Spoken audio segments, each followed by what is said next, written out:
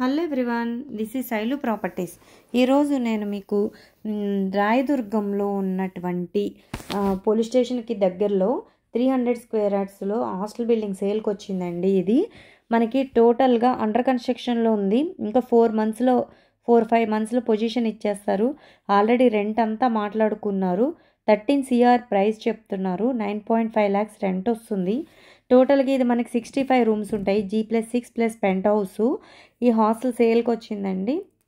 Scroll అవుతున్న number call చేయండి, మీకు ఎక్స్ప్లెయిన్ చేస్తాం.